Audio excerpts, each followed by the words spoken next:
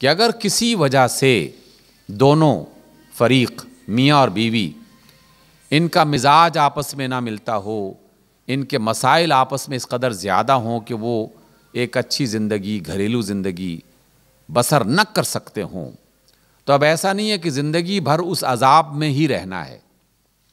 تو اللہ تعالیٰ نے باقاعدہ اجازت دی اور خود قرآن مجید میں یہ حکم دیا کہ یا تو اچھے طریقے سے اپنے گھر والوں کے ساتھ رہو، یہ عورت کے لیے بھی ہے اور مرد کے لیے بھی ہے، اور یا پھر اچھے طریقے سے الگ ہو جاؤ، اور اس میں بھی اچھے طریقے سے الگ ہونے کا حکم دیا گیا، اچھے طریقے سے۔ اور بدقسمتی یہ ہے کہ ہمارے ہاں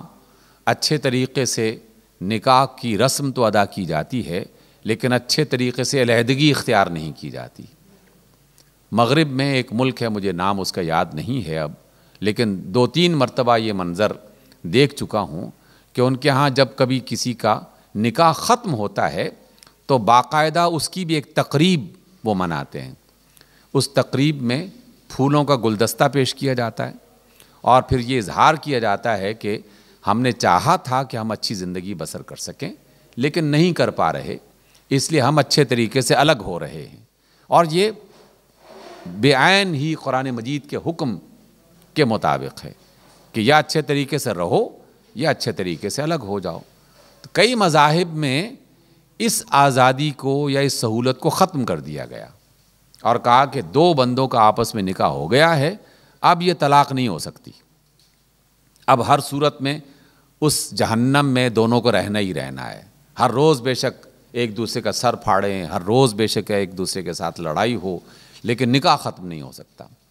اس بنیاد پر ہمیں نظر آ رہا ہے کہ جہاں ہمیں نماز کے اندر، روزے میں، زکوٰۃ میں، دیگر چیزوں میں سہولت مل رہی ہے، زندگی کے اس اہم معاملے میں بھی ہمیں سہولت مل رہی ہے۔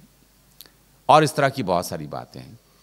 اس کا جاننا بھی ہمارے لیے لازم ہے، اور علماء کی ذمہ داری ہے کہ جہاں وہ دیگر چیزیں بتائیں وہاں ان سہولتوں کا بھی ذکر کرتے رہیں، اور وہ سہولتیں وہ صرف اپنے لیے مخصوص نہ رکھیں کہ اپنی ضرورت ہو تو سہولت پر عمل کر لیں، اور مقتدیوں کے لیے اور عام امتیوں کے لیے اس کا علم ہی نہ دیں اور ان سے محروم رکھیں۔ لیکن اس کا ایک دوسرا پہلو بھی ہے، اور وہ یہ کہ کچھ لوگوں نے اس حدیث کو اور قرآن مجید کی اس آیت کو بنیاد بنا کر سہولت کے نام پر بنیادی فرائض سے بھی لوگوں کو الگ کر دیا۔ دیکھیے، میں نے جو قرآن مجید کا اور سنت رسول صلی اللہ علیہ وسلم کا مطالعہ تھوڑا بہت کیا ہے نا، وہ یہ ہے کہ جب کبھی کہیں پر ایک باقاعدہ نظام اور سسٹم، اور خاص طور پر مسلم ممالک موجود ہوں، ان کا ایک نظام موجود ہو، ان کی ایک طاقت موجود ہو، ان کے قوانین موجود ہوں، ان کی فوج موجود ہو، ان کے ادارے موجود ہوں، تو ان تمام چیزوں کے ہوتے ہوئے انفرادی عمل اختیار نہیں کرنا چاہیے، اجتماعی عمل ہی اختیار ہونا چاہیے۔ اور اجتماعی عمل کے لیے دنیا بھر کے لوگوں میں ایک اصول بنا دیا گیا ہے کہ وہاں کے علماء، دانشور اور حکومت کے جو ذمہ داران ہیں وہ فوری طور پر سر جوڑ کے بیٹھیں،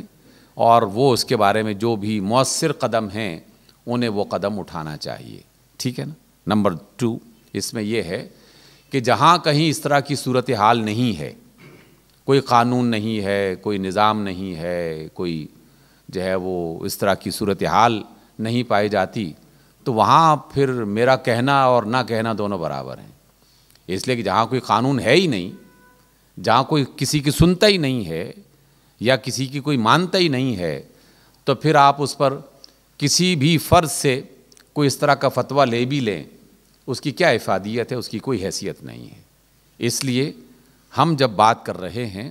وہ صرف اس صورت میں کہ پاکستان ایک ملک ہے، ترکی، مصر، ایران اور اس طرح کے جتنے بھی اسلامی ممالک ہیں، اب یہ باقاعدہ ممالک ہیں، ان میں ادارے بھی ہیں، علماء بھی ہیں، قوتیں بھی ہیں، صلاحیتیں بھی ہیں، تو اجتماعی طور پر اس کا جب تک فیصلہ نہیں کیا جائے گا اس وقت تک یہ خرابی ختم نہیں ہوگی۔ انفرادی طور پر کچھ لوگ ایکشنز کرتے بھی رہیں تو یقیناً وہ ایک عمل ہے، اور اس عمل کی صورتوں میں جو ہے وہ صحیح اور غلط کے دونوں کے امکانات موجود ہو سکتے ہیں. صحیح کے امکانات بھی نظر آتے ہیں اور غلط کے امکانات بھی ہم جانتے ہیں. تو اس لیے اجتماعی فتویٰ اس پر نہیں لگایا جاتا. اس کا اصول وہی ہے جو ہمیں تعلیم کیا گیا ہے.